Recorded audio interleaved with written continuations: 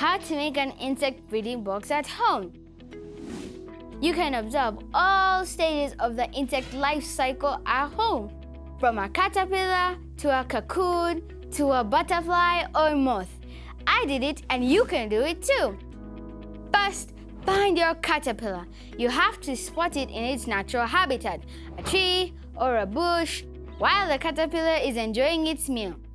Each caterpillar has a particular diet, so you have to know what leaves to feed it later. Here we go. Isn't it beautiful? I decided to give it a name, Katya. Caterpillar Katya. I guess that makes my caterpillar a girl now. Prepare your breeding box. I took a plastic container and removed the top. Some caterpillars make a cocoon on a branch or leaf, or some in the ground. So put some soil on the bottom of the container. Place the branches and fresh leaves on top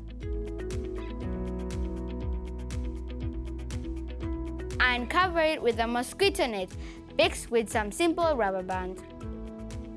Welcome to your new home, Caterpillar Katya. Now it's time to wait for her to make a cocoon. 4 days later, I couldn't find my caterpillar anywhere. I got really worried until I realized she had changed form already. Caterpillar Katya became Cocoon Katya. Here she is, between those leaves. Can you see?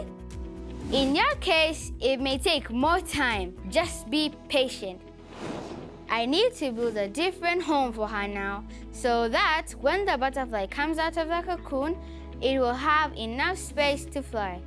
I made mine with a few sticks and a mosquito net, just like that. And again, waiting time. It may take anywhere between 5 days and 1 month for the butterfly to come out of the cocoon. In my case, it was 16 days. I came back from school and saw her out of the cocoon. Turns out she's a moth. Moths are active at night and resting during the day.